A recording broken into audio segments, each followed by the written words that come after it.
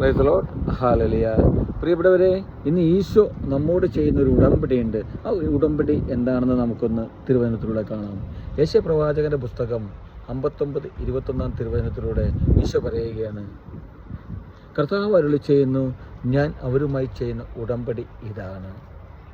നിന്റെ മേലുള്ള എൻ്റെ ആത്മാവും നിന്റെ അധരങ്ങളിൽ ഞാൻ നിക്ഷേപിച്ച വചനങ്ങളും നിൻ്റെയോ നിൻ്റെ സന്താനങ്ങളുടെയോ അവരുടെ സന്താനങ്ങളുടെയോ അധരങ്ങളിൽ നിന്ന് ഇനി ഒരിക്കലും മാറ്റപ്പെടുകയില്ല. കർത്താവാണ് ഇത് അരുളി ചെയ്യുന്നതെന്ന്. പ്രിയപ്പെട്ടവരെ, ഓർക്കുക, പെന്തക്കോസ്ത് ദിനം അടുത്തുകൊണ്ടിരിക്കുകയാണ്.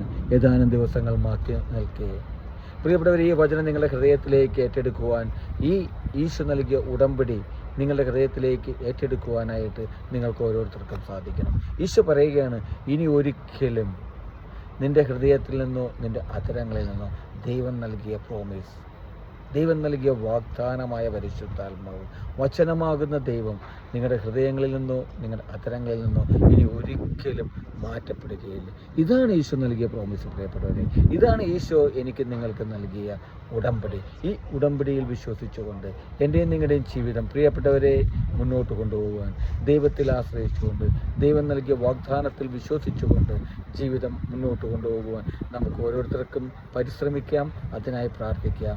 ദൈവത്തിൻ്റെ ഇടപെടൽ, പ്രിയപ്പെട്ടവരെ, നിൻ്റെ ജീവിതത്തിലുണ്ടാകും.